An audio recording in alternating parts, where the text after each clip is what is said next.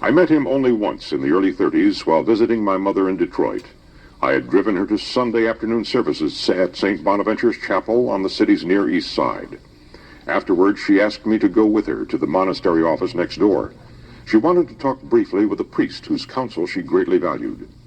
As we entered the office, I saw a brown-robed friar sitting at a desk conversing with a visitor, and I realized instantly why my mother had sought him out, for I had never beheld a masculine face so spiritually serene and kind.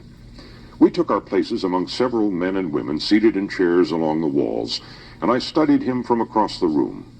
He seemed quite ageless, though his wiry, full beard was gray and his head semi-bald.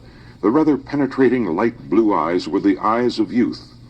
It was a strong face with a well-proportioned forehead rising above a sizable humped nose and a wide, pleasant mouth.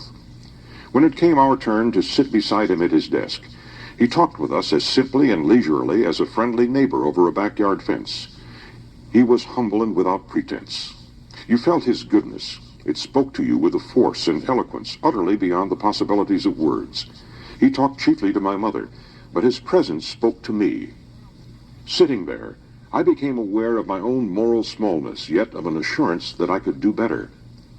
Afterwards, only a sentence or two of his conversation remained with me, but I was never to forget the quiet, transparent spirituality of his face. This was Father Solanus. At the time, I had heard nothing of the extraordinary powers attributed to him. 16 years later, I was living in Detroit. One day, while talking with a business acquaintance regarding, as I recall, some remote political possibility, he offhandedly observed that the day of miracles has passed. Then he quickly added, "Perhaps I shouldn't have said that. After all, I was once cured through a miracle." He explained that when he was 13, an hereditary disease, a disease that had proved fatal to relatives on both sides of his family, had fastened on him. Neighbors suggested to his mother that she take him to a remarkable priest who cured people, and the next day she did so. The priest blessed him and assured his mother, "Tommy will be all right." The next morning, all evidences of the disease had disappeared. That afternoon, the family physician could find no symptoms. It never recurred.